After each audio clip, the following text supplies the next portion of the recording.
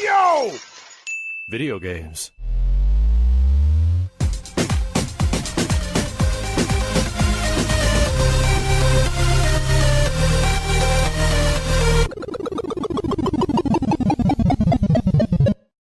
What up, dudes, and welcome back to the YoVideogames podcast. I'm Matt. And I'm Andrew. And once again, thank you to all our generous patrons who've kept us going for 320 episodes. It actually is 320 this time. Yeah, no Not mistakes. like last time. Last time I called it, but whatever. We got there. Look, if I wanted to be a pedantic fuck, which often, I will, there is technically an extra unnumbered episode up on Libsyn, so it was 320.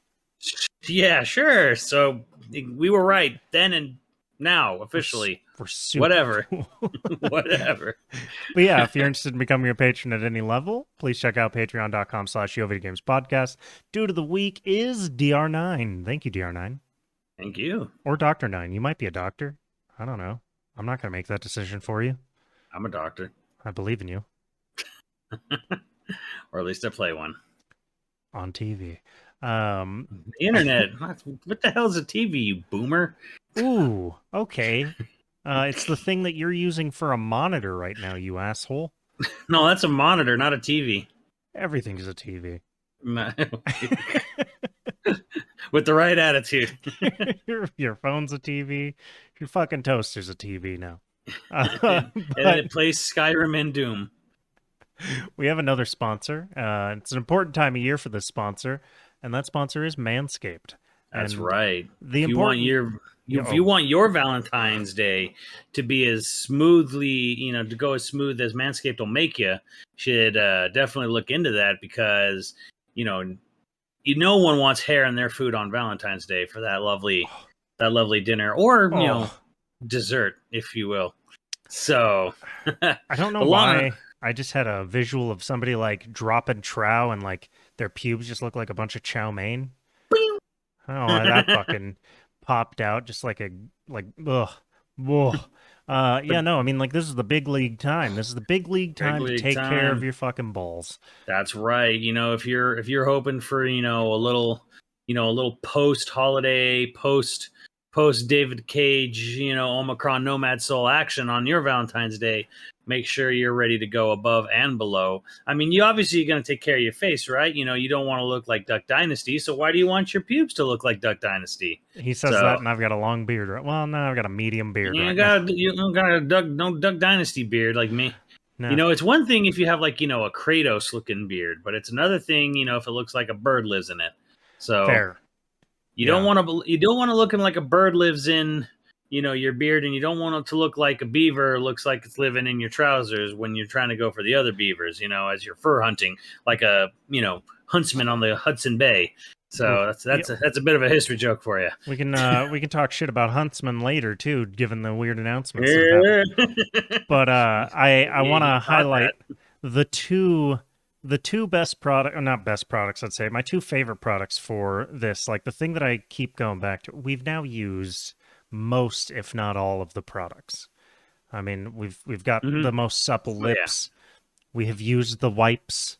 I have used the wipes. I don't know if you've had an occasion to use the wipes yet. Like I mean, the lotion and the spray kind of do its job for me really well, especially in a work from home environment. But man, those wipes will be really good on a hot day and a hot day or a post hike or something. I mean, I like that. I'd like to get back into doing something like that. Well, the two things that I keep using the most, and I'm like, yeah, you know what? Valentine's Day's coming, and you're like, either you're like, I don't know what to get my partner, and I want to get something a little spicy, a little bit crazy, maybe a little bit something slightly insulting. You buy this for yourself, and so you can have something nice to give them, during the date, and something nice to give them something sweet smelling later on. I wouldn't say it's sweet, but it's earthy. It's nice. You buy it yourself, and it becomes the gift that keeps on giving. Ooh. I mean, I hope you're giving. You better be giving. Don't be a selfish lover. That's right. But we're talking about the crop preserver, which is the ball deodorant. It's anti-chafing. And I've noticed that it is vegan. It's vegan and it is cruelty-free, which means you don't have to worry about it being tested on animals. Probably because they didn't want to accidentally fuck any chimps. It makes it that delicious down there. It's cruelty-free, so it saves you from cruelty of chafing. Indeed. And then, of course, the lawnmower. I mean, the lawnmower is kind of their iconic thing, and it's kind of what they're known for. It's what we've talked about the most, obviously. But yeah, I mean, if you're, if you've hit, if as long as if you're listening to this podcast, which I would assume you're past puberty if you've listened to this podcast, or you're fucking psychic, either way. So this is definitely not for the younglings. This is a podcast for the adults, and if you're an adult, that your weeds have long past started to grow. They've flourished. So make sure that's a good disclaimer. You don't really want to talk about like a 16-year-old's pubes, dude. No, we're talking about 21, 22. You're definitely well beyond the creepy stage to talk about another person's pubes. Okay, this is an ad for adults. Okay, this is if you're it's serious because you're saying adults instead of adult. Adults. We're very mature here. Very mature. That's how you know we're educated. But as always, an educated person will have the sweetest smelling balls. It's just a fact. Yeah, I mean, intellectually speaking, you got to have smart looking balls. Yeah, do you think someone intellectually stunted is going to have sweet smelling gonads? No, you're gonna have the sweet smelling. I mean, maybe. I know a lot of stupid people that are fresh as shit, fresh as fuck. Fresh to death? Either way. Anyway, as always, you can use our code YoVG, all caps, at manscaped.com for 20% off and free shipping worldwide. And, indeed. We had to negotiate that. We fought them. They were like, we only want to do 10%. And I was like, no, you listen here. You double that or we walk. They offered 20%. They were pretty cool. They're actually very nice. They're very nice people. Andrew just wanted to create some fiction in his head about. I wanted it to sound like we were fighting the man, but we are wholly owned. We are their bitches, and proud of it. But sweet smelling bitches. I look and taste delicious. I guess. Yeah, I mean, So it's a slow news week after the bomb that got dropped. I don't think there's going to be anything that really tops it. We got a couple. That's some smaller stuff, right? Today even was. Respawn Entertainment is making 3 fucking Star Wars games now. Yeah, I don't know how to feel about that. Yeah, well, I mean, at least they're like, okay, well, one's going to be, just like Jedi Fallen Order. One's going to be their Jedi Fallen Order's follow-up. They didn't say if it was direct sequel or anything, just a Jedi game, which means, like, okay, it's another Dark Souls clone. One's going to be a first-person shooter, and one's in conjunction with another studio that does strategy games to do a Star Wars strategy game. So... goodbye, Titanfall. It's never ever coming back. They're never coming back at this point. They're in the Star Wars, Spice Mines of Kessel for the next foreseeable future. Solid reference. And you did good. You did. So yeah, that's happening. Am I excited? No, because I'm not excited about Star Wars anymore. Like. I gotta say, I'm sort of burned out on the idea of everything's got to be a universe and a franchise. Big universe and a franchise. Yeah, what was it recently where someone was like, it was Netflix. Squid Game universe. The Squid Game universe. I'm like, why? You mean Korea? You fucking asshole. I mean, it's just modern day. Full disclaimer, I've not even watched Squid Game, but I'm just kind of like, when I saw that, I was just kind of like, why? Squid Game's good. It is. Why does it? Sure, but why does it have to be a universe? Because everything's a universe now. They have to milk everything. You know what it is like, so dumb. Everybody want as close to a sure thing as possible, which I get from a business standpoint. But so what it means is that they're all like, Squid Game made money, so Squid Game 2 is going to make money. Yeah, so it's going to be a Squid Game universe. So it's like, isn't that a little bit of putting the carriage before the horse? Yeah, sure, absolutely. But, then they have to have, like, good ideas and shit, which means they have to admit that they need people like writers and creatives. Yes, I guess what you're saying is everybody wants to rule the world. Are you proud of that? What do you... Is it all going to be references to pop culture and fucking... Is that what We are today now a is? Family Guy podcast. Yeah, is that what today is? At some Look, point, it's I'm a gonna sl- fight a dude in a chicken suit. It's a slow news week. That's fair. You know, we'll talk about the biggest news, and that is Dwayne Johnson's making a video game movie. He's So made, it's funny because he's made multiple ones already, and he's Yeah, like, no. "Yo, one he left for years." And I was like, "Oh, it's probably Doom." yeah. An hour or two later, I went, "Wait, Well, you didn't recognize him because he had hair at that point. no, he didn't have, Yeah, hair in yes, Doom." he did. No, What? he didn't. Yes, he did. Did he? Yes, he has a Um, full head of fucking hair. In Doom? Yeah, When has he ever had a full hair of head? in almost all of his movies up until the first Fast and the Furious movies, and he had a Hair full of head of head. hair. The Rock. Yeah. No, look he up, didn't. Look up a picture. Of the Doom movie. Yeah. He doesn't have hair on his head, you liar. Okay. Okay. Yeah. He's got buzz. He's got like that No, dude, he has short hair, but it's he has no, it's he's not a peach buzz fuzz. hair. He has peach fuzz No, on his he head in doesn't, that movie. dude. You're so I'm full looking of right. shit. I am looking right at it. Oh my god, he has a full head of hair, just the same that he I'm had when he was The Rock looking- on fucking WWE. Right at it. He has peach fuzz. It's not peach fuzz. He does not have a full head of head, whatever. Yes, he does. No, he doesn't. Yes, he does. He's just fucking Samoan, dude. Okay, So short hair looks thick I like understand for you this might be a full head of hair, but trust me, this is peach fuzz to anyone else. that. This is like really not though. this is like below military cut. Like, No, it's not. yes, it is. What I do would be like military cut. He does not have a full head of hair in the original Doom movie. He Really does have does. fuzz. He has a He does fade have- on the sides. He has. Dude, what the fuck? Are you blind? No, apparently you just have so much goddamn hair on your head. You think that Okay, we're anything talking shorter about than yours we're is- talking about The Rock here, not Carl Urban. Yes, yes, I am talking about The Rock. He's not a His full hair's short. It's what do you think a full head of hair is? Not this. Carl Urban's got a full hair of head. The Rock has peach fuzz. What the fuck do you think? It's not shaved. Okay, we'll just leave it at that. He doesn't have a shaved head. It is like a 1. No, it's not. Yes, it is. Oh my god, it's like a 4. It's combed for fuck's That's sake. not a 4. That is not a 4. Yes, it That is. In no It's way, combed shape, or form forward. 4. As someone who actually has had many 3 and 4 buzz cuts, that is not a 4. That is a 2 at best. It's sad. It's sad that you can't see Jesus that he has Christ. hair. You've been hanging around your fucking, like, your alt-right family or something? What? You know, it's like facts completely deluded you.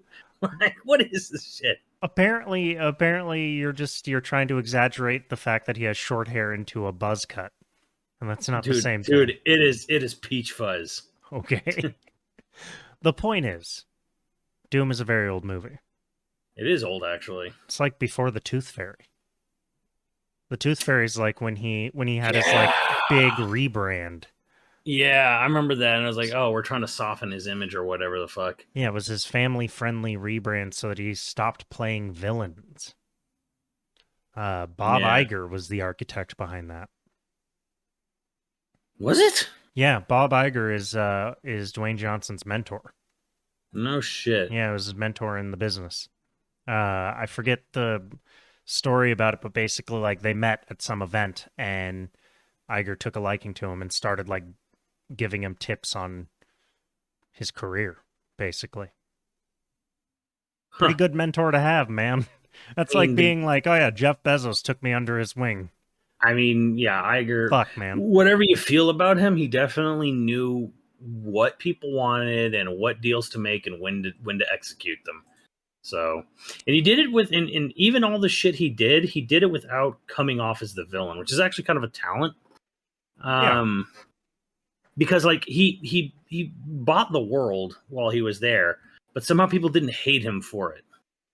And Chapek came in, and everyone hates Chapek. People want Chapek to be like, thrown in the world of Color Bay in Disneyland or something. Like they do not like that guy at all. I wonder if it's just that Bob Iger's charming.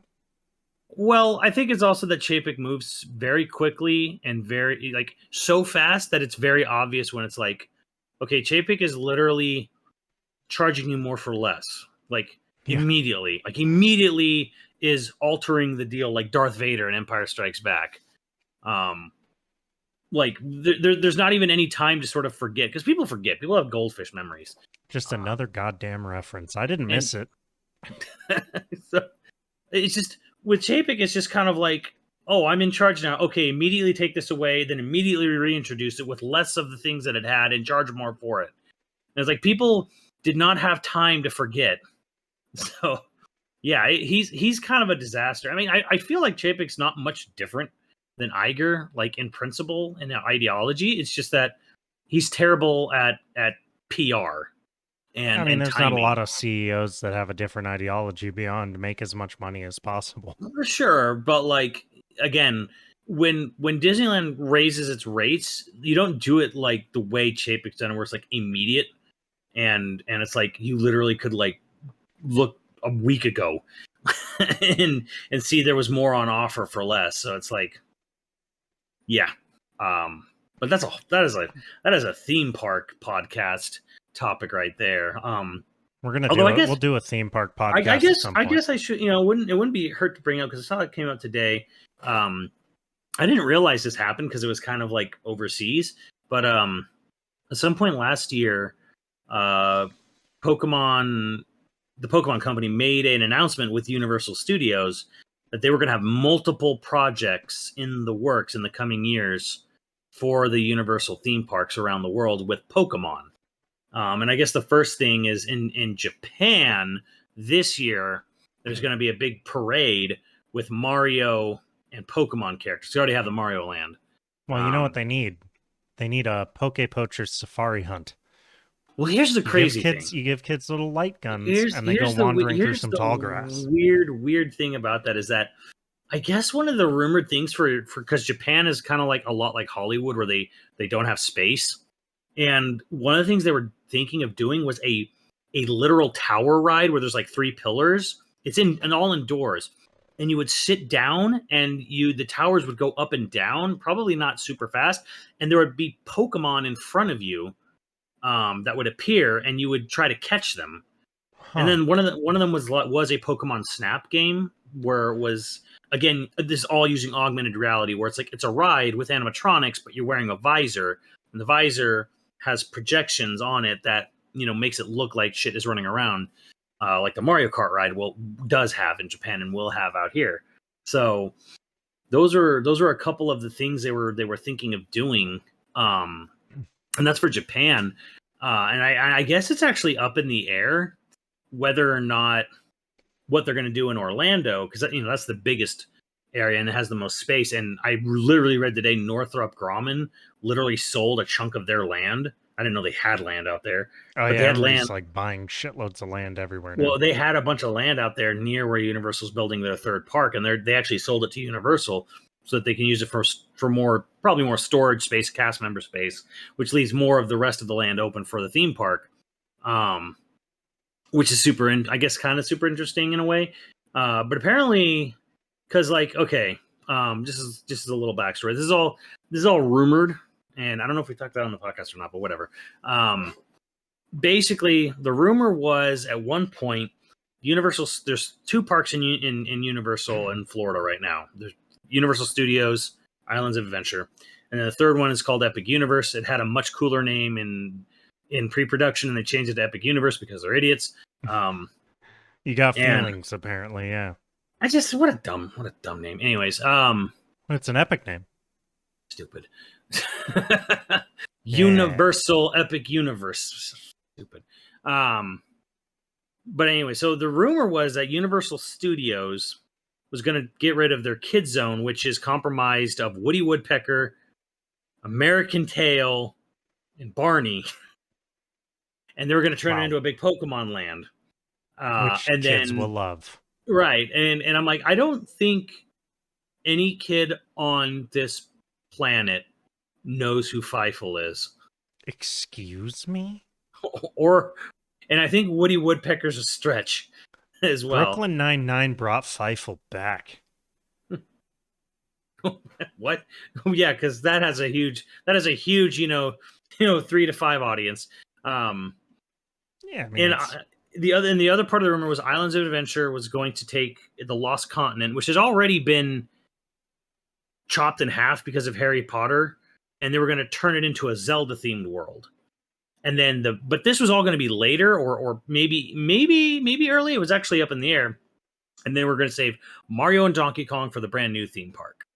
However, two things happened. They had a series of really underwhelming misfires where they had a Fast and the Furious ride and a Jimmy Fallon's Race Through New York ride. Yeah. A ride with the budget of Star Tours themed to Jimmy fucking Fallon. Yeah. So these rides went over very poorly. They're all just projector rides. The Fast and the Furious ride is literally nothing more than the Fast and the Furious tram segment in Hollywood, which has existed for years. But longer? And it's just no, not any longer. Not longer at all. Just the Fast and the Furious tram portion part that exists in Hollywood has existed for years. They made a whole ride out, put a big fucking line queue to wait to go into, get on these party buses, which are just like, repurposed trams, and just do the tram portion. Same video, same everything. And people hate them. Gee, I wonder fucking why. And so Universal apparently got cold feet, and they're like, okay, we definitely lost my ass because this didn't bring in any extra foot traffic. People are unhappy. It's not doing anything for our image or branding. Let's pull back on Pokemon and Zelda, because people really didn't show up like we thought they would to Fast and the Furious and Jimmy Fallon. Well, that's upsetting. No fucking shit, dummy. That is upsetting. So, but there's actually now apparently it's debated whether or not Pokemon will still go back into Universal Studios, or might they put it next to Mario in the third theme park. So that's actually kind of up in the air right now.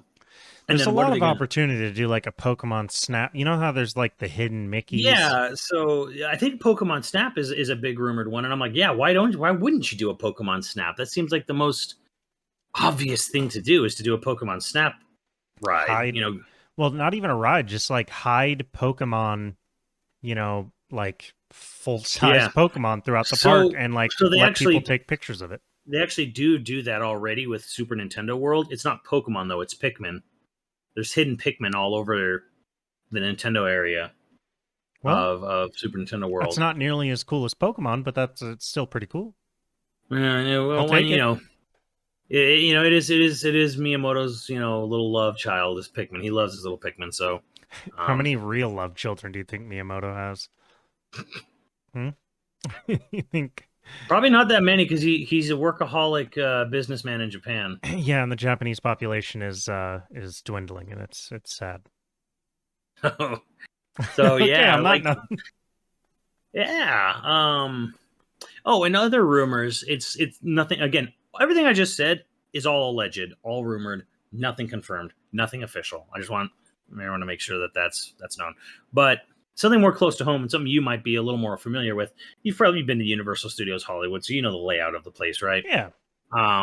So there's kind of a rumor going around that since Paramount kind of announced that they're kind of pulling out of the theater game, wait, they're pulling out entirely out of the theater game? I didn't read that. Like mostly, they're this is a couple weeks older. They basically said they're pivoting. They're kind of going away from theatrical. Basically, they had a bunch of box office duds, with the latest being that G.I. Joe Snake Eyes movie, and of course somebody went to go fucking see Snake Eyes. Whatever. But isn't Paramount the people behind Mission Impossible? Yes. Yes. Tom Cruise isn't going to do a straight to streaming Mission Impossible. No, but they're kind of like pulling out of like funding big major theatrical films. And so there's kind of a rumor, that maybe that and the love affair with Hasbro might be ending with G.I. Joe Transformers. So, and because it's not Universal, and but they already have a deal with Universal Studios, there is kind of a rumblings that maybe in the near future, Transformers the ride might be leaving the park down, in the lower lot, as it's called. And people are like, well, what will they replace? Because it's a big big area of it's a big huge ride way down there, and they do a lot of like stuff down there, with like the walk around robot, guys in stilts and stuff. Yeah. And I'm like, well, considering that Nintendo is the entrance to it is going to be directly to the left of the Transformers ride, I think they're going to turn that possibly into Donkey Kong Land in Hollywood. Like the original That'd be going a small Donkey Kong Land though, right? If it's just one. Well, I guess the ride's Donkey pretty Kong's big. not very big. That's a big ass building down there. And they'd probably take out, other stuff too around there. Well, they're not, so it won't be an outdoor land then. It is. It's just tiny. Like it's an annex. Yeah, but they're not going to demo a soundstage. Sound stages are so expensive and hard to build. They're not going to demo a soundstage. So whatever's going in there is going to be an indoor thing. That is something to consider. Yes, but I mean, it's not a soundstage anymore. Now it's a fucking ride. Yeah, but it's built inside of a soundstage. It was. Yeah, but they're not going to repurpose it to be a soundstage again. No, but I mean, like whatever they're going to put in there is going to be an indoor ride. Sound stages are so fucking expensive. They're not going to just demo it. Yeah, maybe. Well, to me, because that's the question is like, what happens to that then? And I'm like, oh, they'll just tear it down and make Donkey Kong Land. That's my initial gut I guess feeling that's on possible. If they thought it was going to make enough money. Because here's the thing, like, Nintendo is going to be the biggest thing for Universal since Harry Potter opened. And they actually were a little. There was an initial sort of panic and I know this because we knew people who used to work there. When it first opened, there wasn't a huge amount of traffic that was coming to the park, so there was a little bit of an initial panic, like, oh shit, all this shit we did and it wasn't enough. But then a month goes by and they go, by the way, your merchandise sales are like through the fucking roof with Harry Potter. So they went, oh well, fuck it. Kind of became their attitude, like, oh well, whatever. We didn't get more people here, but you know what? People coming here are buying like fucking crazy. Yeah, you have a Ravenclaw cloak. In a million years, did you think you would own a Ravenclaw cloak? Well, I got it on an employee discount, so still. And it was a very cold day. Yeah. Hey, good cloak. Cloaks should make a comeback. Yeah. Find me one person who disagrees. Cloaks look good. So I kind of sit there and think, okay, if Nintendo World's going to open, it's probably going to do gangbusters. I don't know if the merchandise will be I don't know. We'll see. Those power bands are going to go through the roof. They're going to make a fortune off that. Like that fucking lawyer Gennaro in Jurassic Park, that line where he just sees the fucking Brachiosaurus. He's like, we're going to make a fortune with this place. You're all about the goddamn references in this episode. I mean, and look, Jurassic World sits right next door to it, so it's just kind of like, if anything's gonna make the only thing, think about this, like, to be like being real with me here, like, what is the only franchise that or just sort of media empire that can stand up to Disney right now? Probably Mario and Pokemon. Probably. I mean, I was always sort of surprised that Disney isn't who locked in a deal with Nintendo, but I guess they would have just really wanted to own it. Yeah. They would probably want to just buy it outright. Yeah, like, Nintendo, you're the new Disney Interactive. Yeah. Make 3 games and then we'll close you. Exactly. Yeah, no, so the thing is, with the pandemic going on, and I don't know, it's going to be a forever thing. It's never going anywhere. Are theme parks still as packed as they used to be? Unfortunately, yes. Oh, well, all right, never mind. Fuck it. Whatever. And I'm 100% part of that problem. I went to Disneyland probably more times in 2021 than I had in 10, 15, 20 years. You're a monster. I am. Well, luckily I was able, some of it was just by pure luck and coincidence, but yeah, you tripped and fell into Disneyland. Well, it was funny because like when they first reopened and it was very limited numbers, I had 2 completely different groups of friends who were like, we want you to come to Disneyland with us, grab a ticket. And I'm like, okay, I'm on the same day. I'm like, so I ended up doing it. And so I ended up, okay, I guess I'll go to both, because it had been like, I hadn't seen people in like a year. So I was like, whatever, I'll do it. I'll eat the cost. And then I actually had a really good time. And I was just kind of like, what am I gonna do for my birthday? I'm like, I kind of want to go back to just kind of want to go back to Disneyland. And then it was I weird want because Disneyland like, to be empty like this all the time. it wasn't though. I mean, compared to normal, it was definitely empty at the beginning. The days I went, I would say it wasn't wall to wall. It wasn't max capacity, if you will. I would say the most it was like high mid, medium high crowds, which was I think was my birthday. You know, that was probably one of the most packed days that I went. Well, July is just a packed month. And you know, it's not August. Yeah, I wonder why. Because most schools start back. in LA yeah, start up in the middle of August in LA. Most of them start in them right in the middle. So you go mid-late August, it's actually kind of dead on a weekday. Or just lower. On a weekday. Well, that's what I always do. I never went on a weekend. Because fuck that. So I can't tell you what crowds look like on weekends. I only go on weekdays anyway, so. You got to go on a Tuesday. Yeah, that's what I do. Like I go on like a Tuesday, go on a Wednesday. A rainy Tuesday. Rain doesn't seem to fucking bother people anymore. That's the sad thing. It used to, right? When we were kids, you go like it was the strat. You go on rainy days because you can tough it out more than other people can. Light rain or whatever, especially with light rain. It's like, yeah, you can. It's funny because that's my mom said, like, go on a light drizzle on a Tuesday. It's the best time to go to Disneyland. Not anymore. People are getting their money's worth. Like all things boomers assume about the world, that shit's long past. Long past, yeah, exactly. And that's what I did when I was in Tokyo. It was a rainy day, and I was like, do I really want to go to Tokyo Disneyland? It was the day I had set aside to go there, but it was rainy that day. I was like, do I want to do this? I'm like, now I'm gonna listen to my mom. She always told me to go. I'm gonna do it. And Japan didn't give a fuck. They were like, what do you rain? What? Oh, yeah, on whatever. A fucking island, it rains rain every time. Like they're kind of like, it's raining, I guess. Whatever. That's every other day here. So, but it was still a good day. I still had a blast over there. So, so we skipped over the important thing, and that's what do you think Dwayne Johnson's goddamn video game movie is going to be? And it's going to be God of War. He's gonna, honestly, if they made a God of War movie, they should just get the Christopher Johnson, I think is his name. Oh yeah, was it the Stargate guy? Yeah. Because he played Teal'c.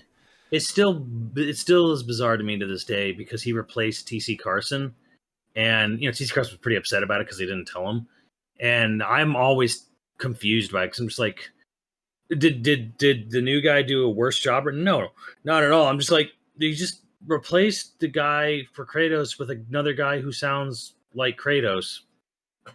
Yeah, but one guy's Teal'c. Come on, man. Like, what are they're a little bit different, but I'm like, it's just always been super bizarre to me.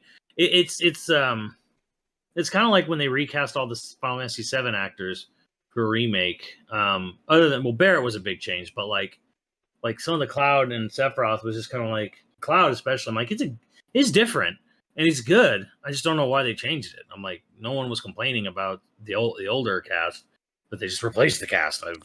Probably some shit where they thought the older cast was going to have leverage to like ask for more. Yeah, get someone who's new and like desperate to be in and is going to take like, and if there's one thing that publishers hate, it's paying voice actors a living wage. Absolutely. Well, they hate paying anyone a living wage. Just ask any developer. Yeah, don't ask Raven's QA department. Yeah. Zing!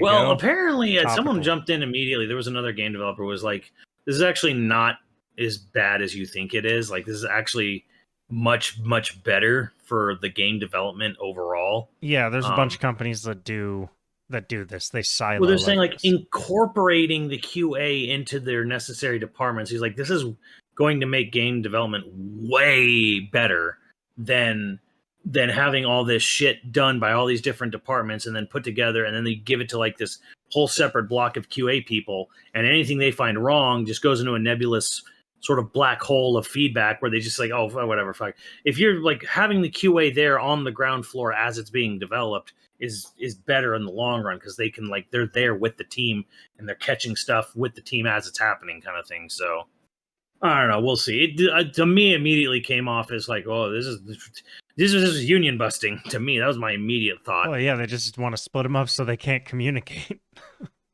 Yeah, exactly. I was like, oh, this is immediately union busting. And apparently, though, a bunch of other game developers were like, no, it's actually not. It's actually like this. Loads of game developers do it, I guess. Yeah, I guess a lot of the game developers like, no, this is actually a smart thing that should have happened a while ago and should be standard, but it's not.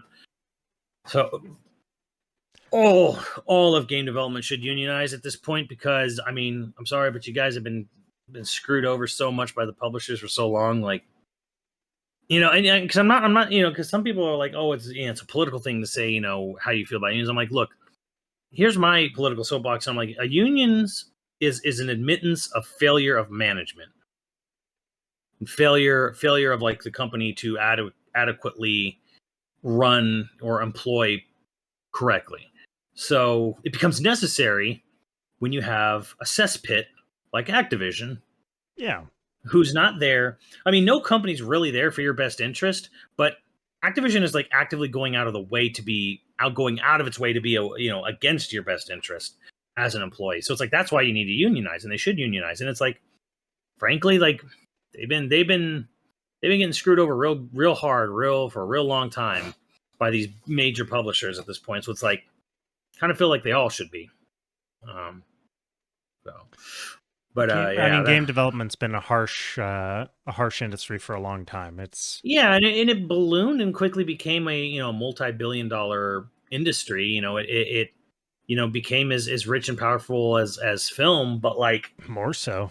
But like, it happens so fast, and there's so much money on the line now that it's kind of like the people making the green lighting and the decision making with the finances. They're like, we got to do everything in our power to make sure that no union shows up here. No Teamsters, no, because there are a lot of unions within, no IPSIs or whatever. Like nothing. Like make sure everyone is not unionized. Make sure like try to get as many of them on for contract work as possible. Like it's disgusting, frankly. Because many of the publishing publishers, I should say, I don't really know a good way to say it. They're not involved in development. No, they're at best a marketing company. Yeah, the days of self-publishing exists in the indie space, and it exists, but like the days of like the developer and the publisher kind of being the same thing doesn't really happen because like. The people who make all the financial decisions for, again, something like a behemoth like Activision, they have their offices somewhere in like Santa Monica or maybe Orange County or something like that. But that's not connected to any of the developers. Like Infinity Ward and Treyarch, they're nearby. They're somewhere around LA, but they're not. It's not like for some reason I thought building. They were all in Irvine. No, that could be where their offices Amazon are. Game Blizzard's Studios. in Irvine. Yeah, Blizzard's in Irvine. Yeah, that's Blizzard's in Irvine. But it's like, there's what I'm ultimately getting at though is that like they're not in the same building. They're not the same places. They're not the same people. So it's a shit show. It's kind of really what it boils down to. So yeah, they don't have to interact with the people that they're actively making life hard for. Yeah, exactly. So it's pretty easy to make those decisions. Real easy when out of sight, out of mind. But anyways, yeah, like what is the Rock doing? Probably a WB property. I'm gonna guess. I mean, what Ed Boon did say he'd make a great Shere Khan. Shao Kahn? Shao Kahn, yeah, sorry. Probably, yeah. No, I mean Shere Khan, all right? He's gonna sing some beautiful fucking music. He's gonna be a snake. He's gonna secretly be blamed for Sonny Bono's death. Oh, no, that's Ka. You mean the tiger? Sorry, I'm getting my Jungle Book characters mixed up. Yeah, it's probably a Warner Brother project. Probably he did Rampage was the last one he did, which was not bad actually. Yeah, it wasn't a terrible movie, which was weird. It's what you expect. It's Rampage, dude. It's what. People be like, "Oh, it wasn't really that good," and I'm like, "Have you played the game?" Like, I didn't need it to win an Oscar. Is all I'm saying. Right? Rampage was fun. It was stupid. It was fun. It was exactly what it was supposed to be. It was coherent. I like how they got that one actor, and apparently he said when they got me in here, they're like, "Just be Negan." It's like they didn't even want me to be anyone different. Real? Oh, really? Jeffrey Dean Morgan? Yeah. He was like, "Oh, like, do you want me to play? How do you want me to play this character? Do you want to play like just play it like this? Just play it like me." Easy Okay. money, man. He's still like really like fun in the movie though. It's like he has He's like a those good guy great. in the movie, though. He is a good guy. I guess Negan's sort of a semi-dark good guy, though. Yeah. He goes from villain to There's like this anti-hero. great. There's great little lines he has where he's just kind of like, "Oh yeah, and we've named this one Ralph," and he's like, "Wait, excuse me, Ralph? Oh, we didn't tell you about the giant wolf." Oh, we didn't tell you about the giant wolf? Yeah, no, it might be Rampage. What I want it to be, and we talked about this before. Well, I mean, I'm not saying it's Rampage 2 or anything. I'm just saying but it might be something like that. It's a property that WB probably owns. And they own a lot of old Midway stuff. So he had that Spy Hunter movie that got canceled. The game actually still came out where he was in the game. But there was supposed to be a Spy Hunter game in the GameCube PS2 era that starred The Rock. And the game with The Rock came out, but the movie, I think, got canceled. I don't think the movie ever even went into production, honestly. Maybe it's a revival of Spy Hunter. That would be crazy, but probably not that. It should be a Dungeons and Dragons movie where he plays the DM and every NPC. And sure, he's not the star, but he has like 80% of the lines in the movie. But that's not a video game, though. Sometimes he's a damsel. They have video games that are basically D&D. Look at fucking Baldur's Gate, Divinity, like, but I want to see him playing the damsel. I want him to be straight faced. That's why I argue that really Tom Cruise should have this role where it's just him and loads of prosthetics and being different characters, and he plays it dead serious. But The Rock being the villain and the barkeep. And it's been a little while since he's been the villain. Yeah, he hasn't really done many villain things anymore. He probably won't ever do them again, really. He's fun. He can be a fun villain. Yeah, he can, but there's just way more money in being the hero. Well, obviously, what he's talking about, he's going to be the lead role in whatever this is. Yeah, definitely. A lot of people are kind of throwing around Gears of War. But I'm like, I don't remember anyone saying anything about a Gears of War film being made. Maybe they did. I don't know. Maybe it's one of those like proposed movie things that just never happened or went anywhere. He's gonna be Marcus Phoenix. It's funny because Sony constantly like puts their big famous games out there, like whether the devs really want it or not. Like anytime there's a successful Sony franchise, Sony like immediately is like throwing scripts around. I don't know what, I want to say like they're like, what's the word where they're like they're developing, I guess, like asking for scripts, like they start fishing for people to give them script treatments, around Hollywood, if you will. Yeah, you get your like pitch meetings. So it's called development. Yeah, well, so like that's kind of like what happened with the Uncharted movie. Like Sony really wanted an Uncharted movie, and it took forever to get it happen, and it finally did. But it doesn't look like it looks like a disaster, of course. Well, apparently the only reason it's getting made is because Mark Wahlberg signed on and was like pushing for it, and apparently he originally wanted to play Nathan Drake, which honestly would make a lot more sense than Tom Holland. It would. It really would. Like I'm not really sure why they're pushing him as it makes. Oh, because they want to make like 6 movies. They want to make a universe. It would totally, because even in the trailer that you saw, I'm like, he still looks like he's like fucking 16. However old Tom Holland is, for like 18, 20. Tom Holland does not look like Nathan Drake in any way, shape, or form. He looks like a kid cosplaying Nathan Drake at a convention. And no amount of joking in the movie, like they show in the trailer, really changes that fact. Like Tom Holland would make an excellent young Nathan who's just starting out being, still kind of like learning the ropes with Sully. He still works for that. He does not work with doing the stuff and scenes from like Uncharted 3, like. Yeah, I mean, what they really needed to do is they needed to Nathan Fillion and then get J.K. Simmons to play Sully or... Did you see that short film with Stephen Lang? Yeah, Stephen Lang would have been a great choice too. God, if James Caan was like 20 years younger, Right? James Caan would be a great Sully. So yeah, that movie's coming. It's coming out, and Last of Us is happening as a series, but somehow Naughty It's Dog already was able finished to. shooting. Yeah, well, Naughty Dog was able to retain more creative control over the Last of Us series. I have a lot more high hopes for that. And not because it's based on the first game, not the second one, but just because they're getting the showrunner from Chernobyl on board, which I'm like, okay, well, thank God for that. Who's So the main writer for it? the Chernobyl guy, Oh, he wrote all the episodes. I think he wrote them with Druckmann. I sort of Um, expected, because like showrunner sometimes is like brought in. Like I sort of expected Druckmann to have written all of them, and then they hired Craig Mazin to be the showrunner. it's very much a Mason Druckmann production, from what I Okay, understand.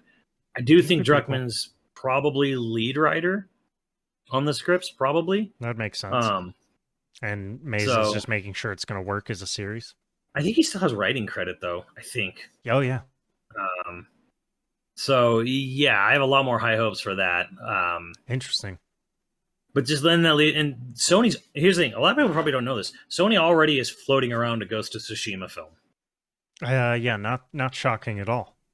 and I'm just kind of like, like we'll see who we can. I'm like, why would you not just get the fucking actors from the game who look identical to their game counterparts and are actors and are in LA and Did a great job. and mocap their shit already. I mean, probably not all the mocap, but like the majority of it. Like if they do go ahead with the Ghost of Tsushima movie and they don't use at least the same like Jin Sakai and his the same uncle and the same Mongolian, the same Khan, I'm like, what are you fucking doing?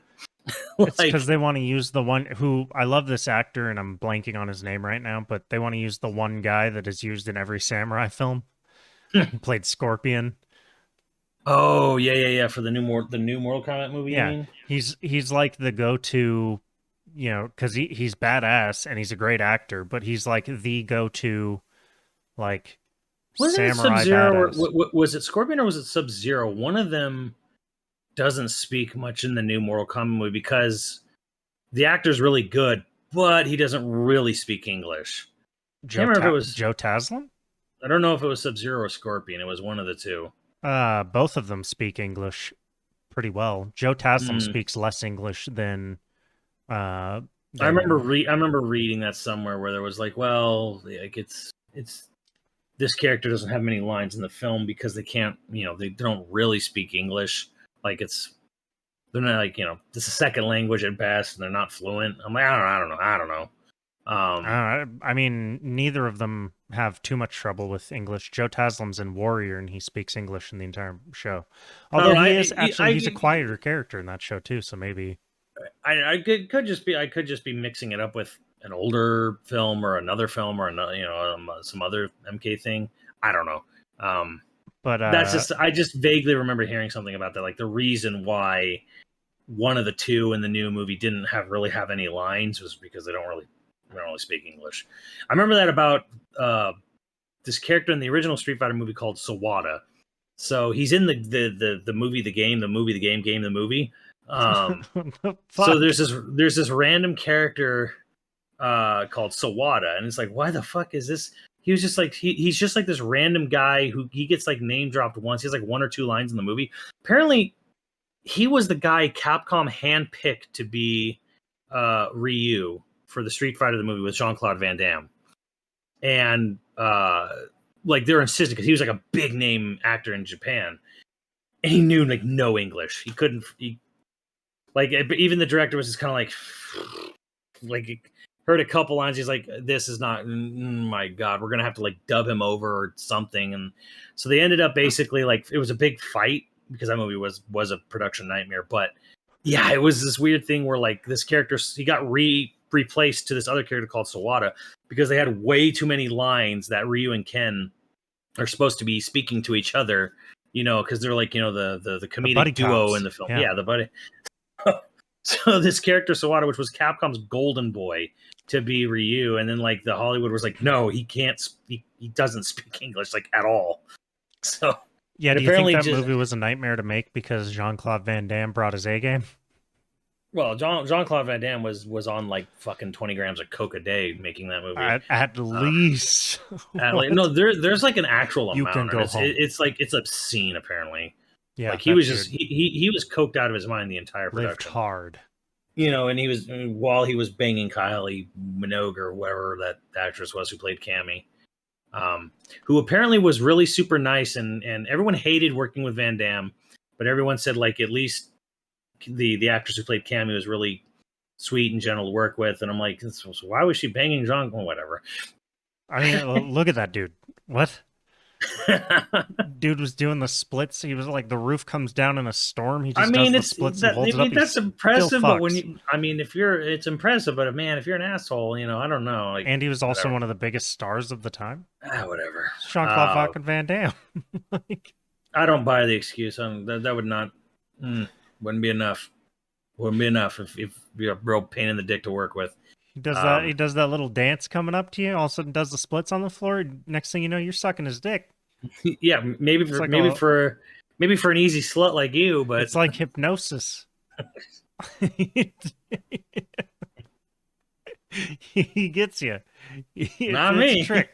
You know, it's a little bit like Prince. I'm glad, you know, it's funny to think about how he was the Predator and he got pretty much booted from that movie probably before it became more of a disaster. Well, because he wanted to show his face and he wanted to have lines. Right. Yeah. Yeah, exactly. And I'm like, bro, he is a beast. He's a built human being, but it's like there's no way to slice it. The man's shorter than Arnold. He's gonna look weird next to him. You needed a Kevin Peter Hall. For some reason, people think that Arnold is short. By the way, yeah, it's got this. There's a weird. There's that. I think I know where that came from. That came from a radio show out here in LA, where people were like the hosts were insisting that he's only like 5'10" or 5'9". Dude's 6 foot. Yeah. So. Dude's a big man. But yeah, like I mean, like just going all the way back though to the Ghost of Tsushima. Anyways, you'd be stupid not to just use the actor they already have. Guarantee they won't. Yeah, it kind of does. It doesn't feel like it. We got to get a name, and I'm like, why? It's Ghost of Tsushima. Yeah, and it's a game with hyper realistic graphics, which you use not only mocap and voice work, but facial scanning on the main character in a very hyper realistic, expensive ass video game. Just use the fucking actor. Yeah, maybe they're worried that without a name, boomers won't go see it. You know what though? I think we're at the point now where people will be more upset if they try to just pull some random other name rather than using Tom Cruise as Jin. Yeah, Tom Cruise is Jin Sakai. Like, be amazing. Oh man, like that's what we should do. We should poorly cast the Ghost of Tsushima movie. the great Khan. Well, Tom Cruise is Jin Sakai, and then I forget the girl. It begins with an M, Makoto or whatever. The lady who helps you throughout the whole rest of the game. She'll be played by Margot Robbie, and oh come on, Margot Robbie would give it a real shot. His uncle will be played by Ron Perlman. No, the main villain will be what's that guy's name? I think it's Bruce something or other. Like it'll be Ray Winston will play like the Khan, the Mongol Ray Khan. Winston. Yeah. Like, oh man. Okay. Yeah. I'm telling you what, we got to poorly cast this thing as possible. Yeah, but all these actors would like give it a real shot. They don't, and they'd all be wildly inappropriate.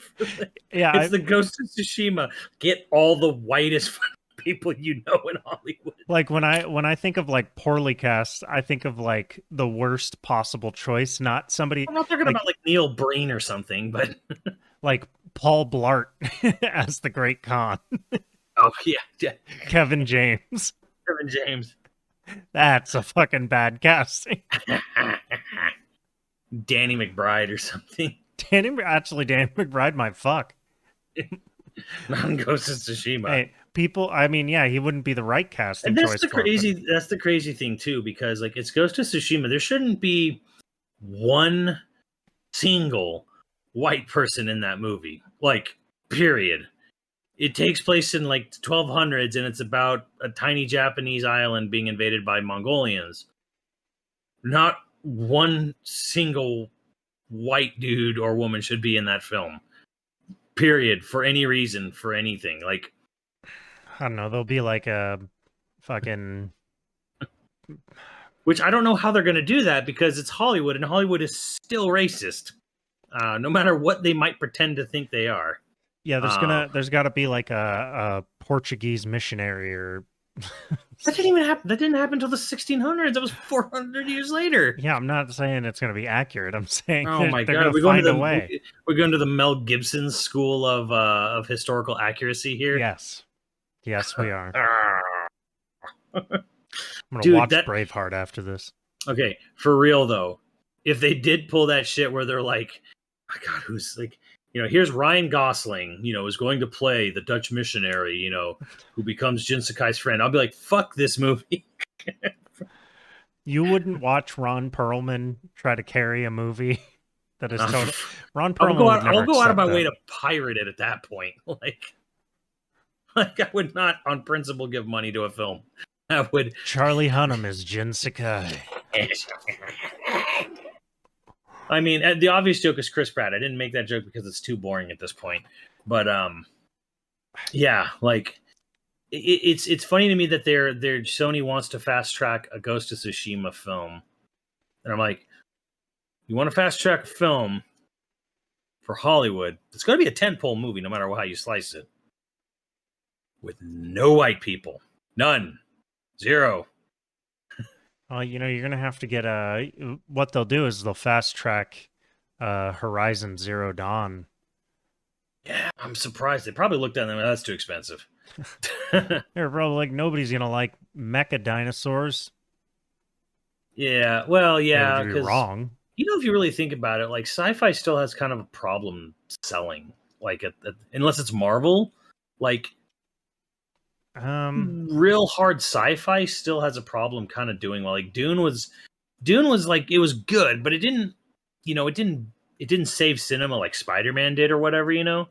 Like it did well. It did well enough for them to go for a second one. But it was more of a grassroots thing where people were like, we like, no, you need to finish this. Everyone go see it, so they greenlight another one.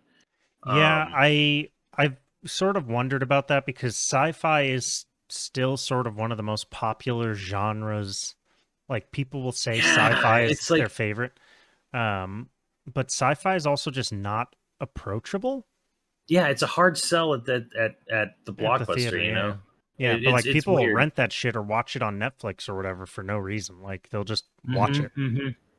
Yeah, and maybe streaming is just where sci-fi needs to go. I don't know. I hope not. I love big ass sci-fi films. Well, we both can't stop talking about Blade Runner, so yeah, I literally can't shut the fuck up about it. I'm contractually obligated to continue to talk about that. Like, okay, I know they're doing that 3-hour Matt Reeves movie, which I'm actually very excited for. The Batman. Apparently, Warner Brothers had to be talked into letting the film be as sort of dark and moody and long as it was. They were really like scared about that. And so apparently there were test screenings for the film. Yeah, there was a 4-hour one. Yeah, and apparently they all went super well. And I was like, fuck me, where was I when I needed to hear those words most? Sorry, that's a really obscure Batman quote. Where WB, where were those pretty words when I needed to hear them most? I really wanted I think I'm one of the earliest people when they were like Robert Pattinson as Batman. I'm like, okay. I think more people are coming around to it, and I think more people are going to be shocked by how good he's going to do at it. Yeah, and I'm like, okay, and some people are like, oh my god, this is way too long. And I'm like, fuck off. Like, go watch Dawn of the Planet of the Apes again. I don't know, man, I'm going to pay $30 goddamn all told to see this fucking movie in the theater. Like, yeah, all right, make it long.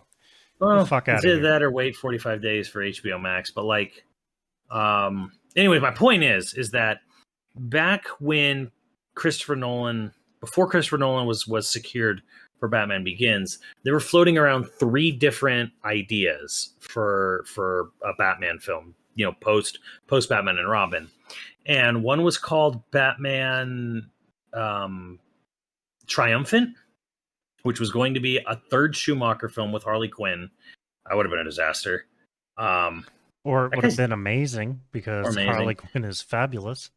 That guy passed away, right? He did. Yeah. Okay, yeah. I think he did. Yeah. God rest his soul. Good director. It's wrong for Batman.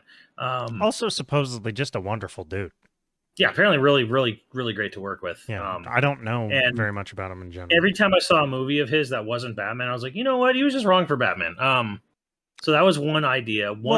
He even says himself where he's like, he has several quotes, but in one he basically was just like, he was the wrong guy because he viewed Batman as like a sort of a closet character. Like he very much took his own sexuality into account and was like, "Oh, you can tell." Looking at that film. With the aesthetics too. But I mean, like when he wanted Batman to be treating Batman as like his closeted persona. And like, I remember George Clooney said he played Batman as a gay man in Batman and Robin. And the thing is that is an interesting idea, but it is not the idea people were looking for. Right. You know, that mixed with the aesthetics, it was just like, what the fuck? Yeah. That was one of them. The other idea was a Batman Year One by, I want to say his name was Wolfgang something or other. Some director with like some German director, I forget his name, famous Wolf something, I forget. And then a third idea they had, it had scripts floating around, was to do a Batman Beyond film. God damn. And damn, a live action Batman Beyond film, that would have been tits. I'm really upset that never got to happen, actually. They have more talent. They can finally get Tom Holland. God, he would have been such a good idea. Well, I mean, that would have been like maybe a little on the nose to have him playing Terry McGinnis. Terry would be a fun one to cast. Stephen maybe Yeun. He's getting a little old now, but Timothy Chalamet or whatever might have been at one point a good Terry. I mean, he still looks like he's 16, dude. That's what Denny said in an interview. Yeah, like, dude, the only problem with him really is that he's really skinny. He's like, yeah, you know, I'm 25 now, and we're just gonna start making Dune 2, you know, hopefully this year. And then Denny's like, it's okay, you still look like you're 15. Yeah, like goddamn. Like, wow, Denny. Stephen Yeun would be. I mean, good thing Denny said it, and not Bryan Singer. Heyo. They would have to age him up for Stephen Yeun to play him, because how old is Terry McGinnis supposed to be? Like 18? He's actually in high school, so he's like 16, 17. Damn. Okay.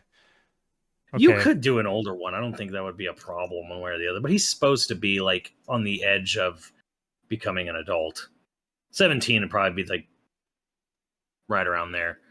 Like I think being a senior is probably the oldest you could go safely.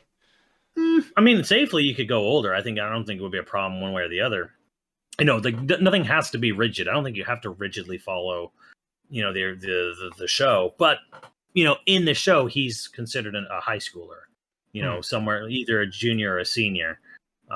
So because he officially gets a job for Bruce, so it's like he's at least 16, probably 17. And then of course you got to have Michael Keaton play old Bruce. Yeah, old B. Wayne. I'm really upset that they're bringing Michael Keaton back for that Flash movie, and he's not playing old Bruce as in Batman Beyond. He's just playing Batman, like 70-year-old Batman still wearing the suit. I'm like, God, why? Everyone in their headcanon was so fucking excited to see, yeah, Michael Keaton will come back. He'll be old man Bruce. He'll be Batman Beyond. It'll be great. Nope. Yeah, we can't have what we want. That'd be terrible. But they're putting him in the suit. Like, yeah, but don't worry, his neck is not going to be able to move, so he's just going to look like a mannequin. I don't get it, man. It's so because that was a good part of the show. Was like, you know, it was supposed to be like some 50-year-old, mid-50s ass Batman, Bruce Wayne in the show, and then he basically, like, he'd been fighting crime for 25 years at that point.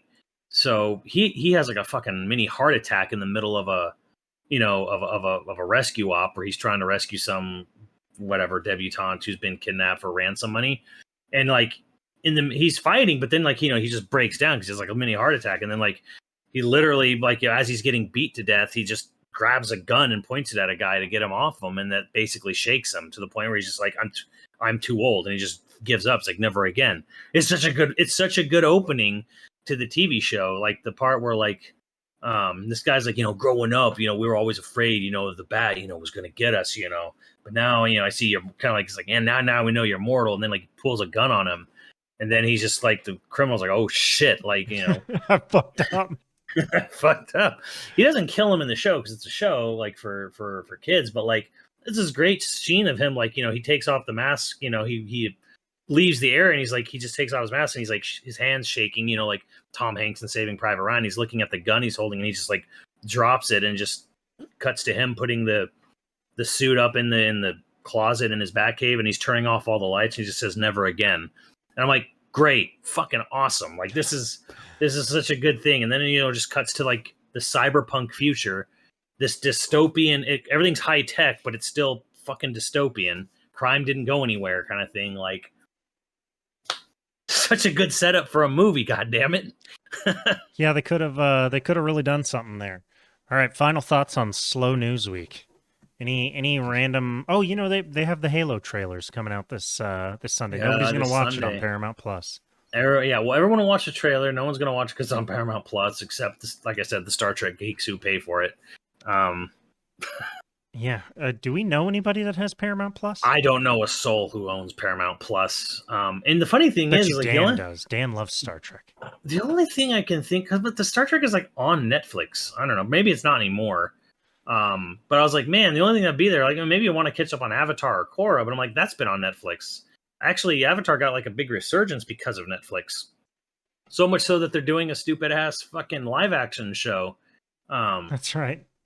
Yeah, that's happening, and they're very proud of their their Asian cast, which is like cool. You're getting that right, but like the creators bounced on the show and said, whatever show comes out, it is not what we intended or wanted, which is why we left.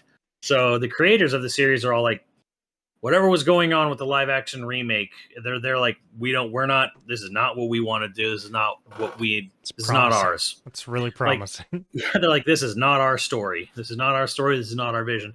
And I was always, from the beginning, I was like, why the fuck are you remaking the show in live action? What the fuck is live action going to do for that show, for that story? Like, how the hell is that going to improve the storytelling of the original series? Oh, it's not.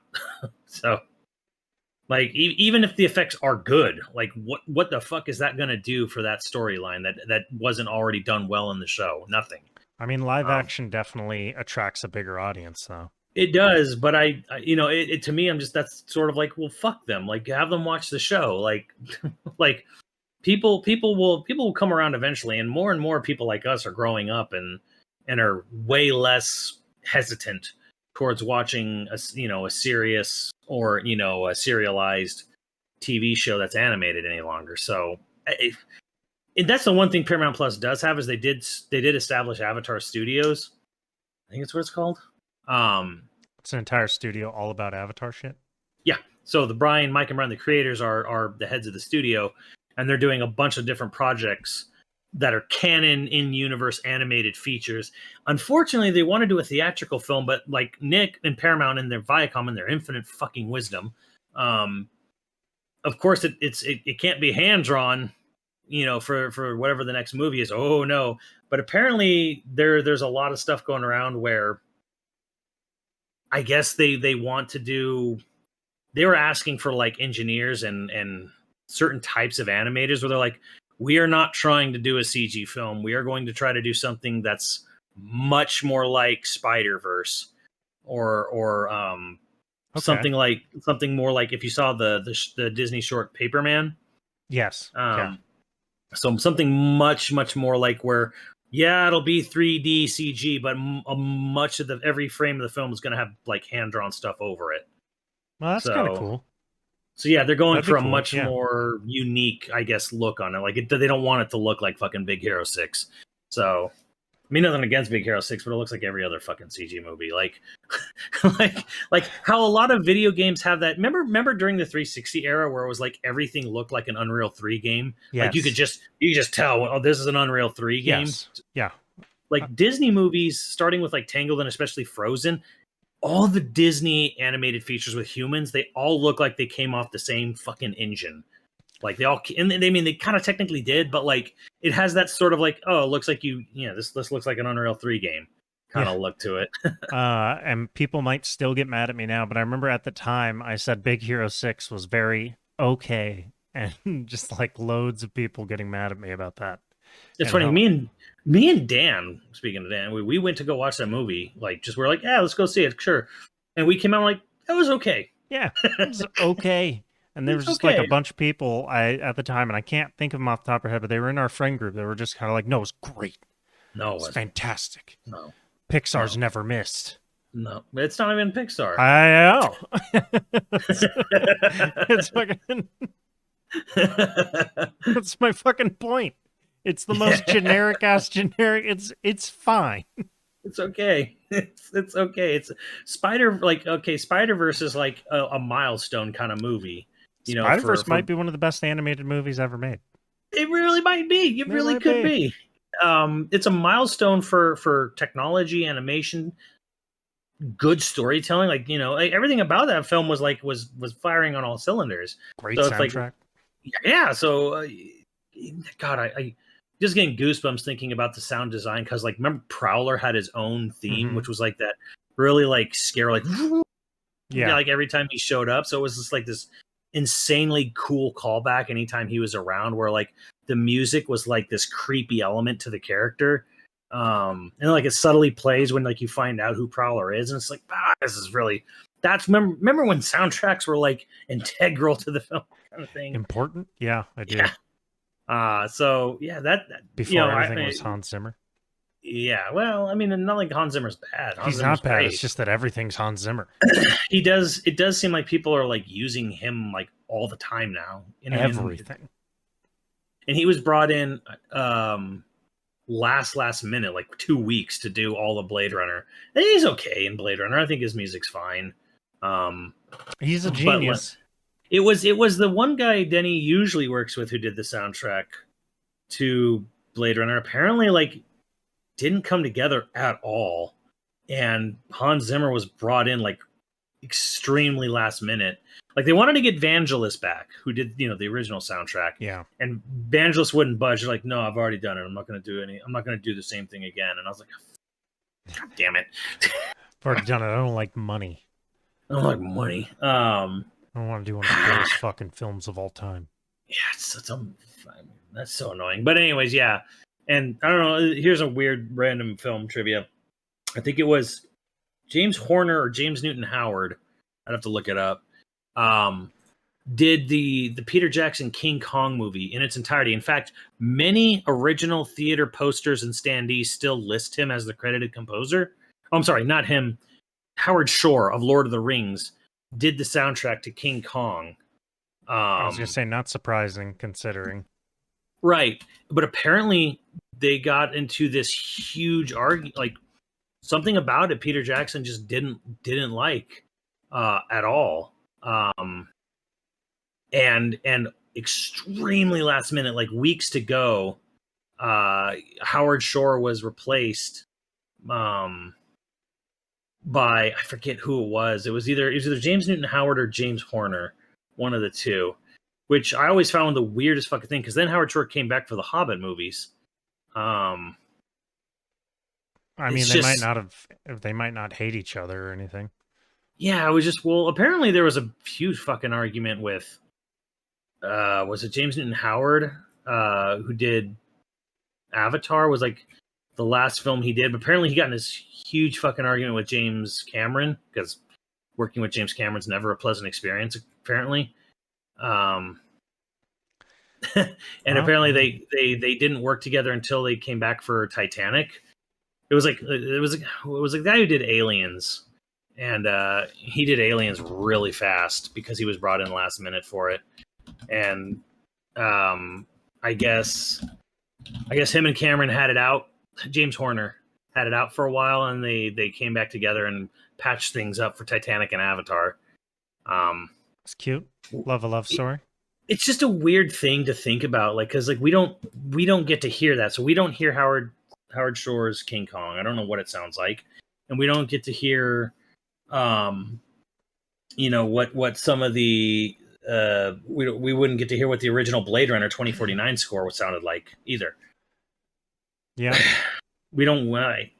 But that is one of those things where it's like, God, don't you want to have a cut of that film just to see what that fucking feels like, sounds like? I don't know. I sort of agree with Denny where he's just kind of like, no, he doesn't want director's cut. He doesn't want multiple different cuts. He was like, the cut's the cut. Yeah. Well, I agree with him there because apparently, like, there's like a 4.5 hour cut of Blade Runner. Yeah. And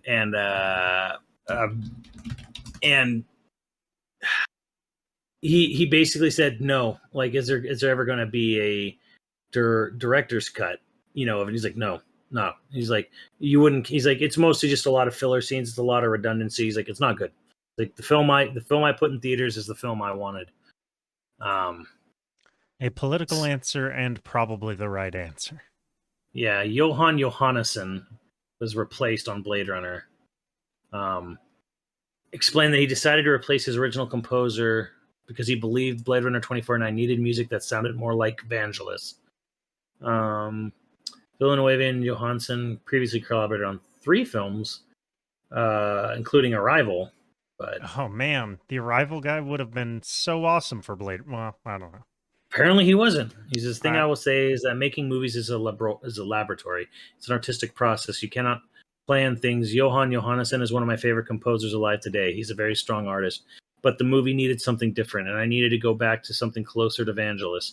Johan and I decided that we will need to go in another direction. That's what I will say. I hope I have the chance to work with him again because I think he's a really fantastic composer. Means he got a chair thrown at him.